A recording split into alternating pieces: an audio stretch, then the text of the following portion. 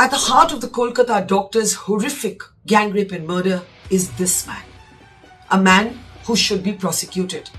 The now ousted and disgraced former principal of RG Kar College, where the brutal sexual assault and the murder took place.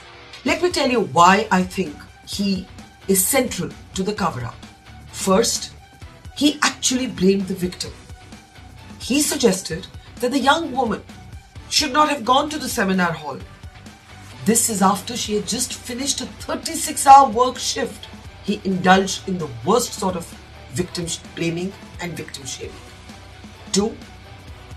On his watch, the administration of the RG Kar Hospital and College misled and lied to the parents of this young woman.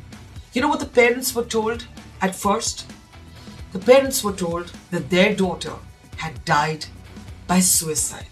This to me is the first sign, the concrete sign that there was a cover-up being attempted.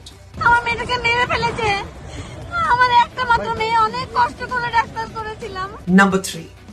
We now have a video that actually reveals a highly suspicious attempt at renovation 20 meters from the scene of the crime. This has been stopped now on orders of the police. But who asked for it? Sandeep Ghosh is answerable as the principal, as the man in charge of the administration. Was there an attempt at tampering with evidence, at getting rid of evidence perhaps? मतलब एक mafia राजा बोल सकते हैं, मैंने अपनी पूरे career में इतना गंदा इंसान नहीं देखा. Number 4. The parents of this young woman, raped and murdered, had to plead with the college authorities to see their own daughter. The parents had to wait for 3 hours before the father was allowed a glimpse of his daughter. He was able to get one photograph. He has described on record the horror of what he saw. His daughter's body ridden with scars.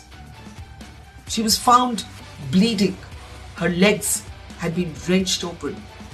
Her pelvic girdle broken with multiple pelvic fractures. And after all this, to think that the principal of this college had called or had dared to call what had happened a suicide. Number 5, and this is possibly the most brazen thing that has occurred. This man who finally resigns amid growing uproar over his initial comments that were victim shaming, he is then reposted. He's reposted. He doesn't get sacked. He isn't shunted out.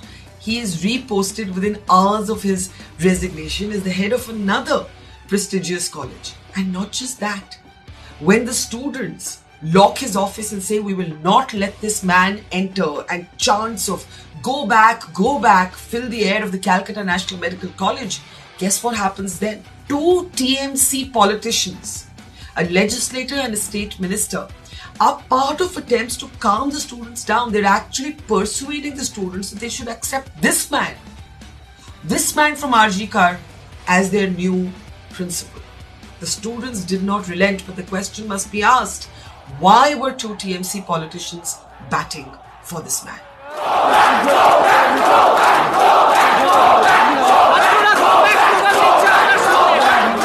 Sandeep Ghosh is clearly influential and politically connected.